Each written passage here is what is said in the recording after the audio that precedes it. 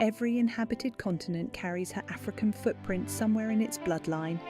We uncover the women history left behind. Her story, our history, our legacy. This is Roots Unspoken. In 1910, a British archaeologist digging beneath the steps of a 2,000-year-old temple in Sudan found a face staring back up at him out of the sand. It was the Roman Emperor Augustus, life-size, cast in bronze, with real glass eyes that still catch the light after 2 millennia underground. And it had been buried there, face up, under a staircase, on purpose, so that for as long as that temple stood, every person who walked in stepped directly on the emperor's face. Real women, real artifacts, real history. This is Roots Unspoken. Set aside for a second how this thing ended up in the ground and just look at the object. Art historians consider it one of the finest surviving bronze portraits of Augustus anywhere in the world, better preserved than most versions, still standing in Rome itself. The eyes are inlaid glass paste, green and black, ringed in copper, set into polished limestone, a technique that gives the face an unsettling, almost living quality even now. It was never a modest piece. This was cast to stand in a Roman provincial city as a monument to imperial power.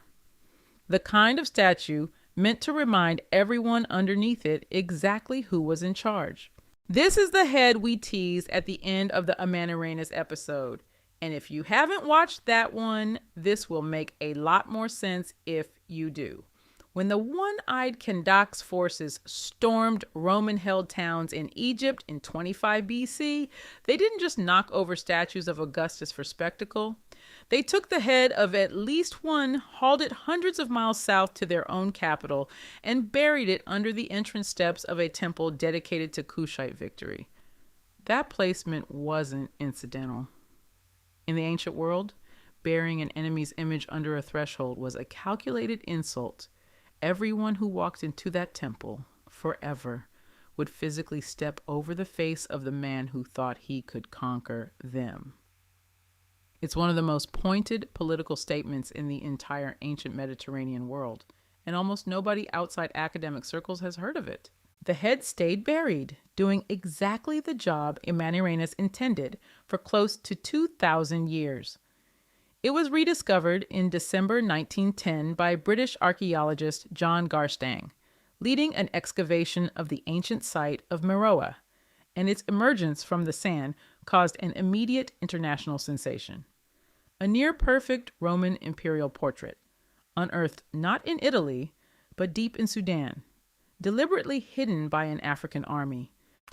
Here's what makes this object almost accidentally precious. Most Roman bronze statues from Augustus's era don't exist anymore. Bronze was valuable raw material. And across the following centuries, statues across the empire were routinely melted down for coins, weapons, or tools once their political usefulness expired. The Meroë Head survived precisely because it was taken out of that cycle entirely, buried in an act of defiance in a kingdom Rome never controlled, where nobody was going to melt down the trophy, proving a conquest that never actually happened. An insult, ironically, is the reason we can still look Augustus in the eye today. The Meroë Head lives in the British Museum today, one gallery over from other contested African and Middle Eastern treasures we'll be talking about all season. It's a genuinely rare thing, an artifact that is simultaneously a masterpiece of Roman art and a permanent physical record of an African queen humbling an emperor. Amanirenas couldn't have known her buried trophy would end up on public display 3 continents and 2,000 years away from where she planted it. But she'd probably appreciate that people are still looking at his face and remembering exactly why it's missing a body. Don't forget to like, share, and subscribe. On the next episode, we head west into the court of a queen who literally turned her own attendants into furniture to make a point to a Portuguese governor. Why shall we?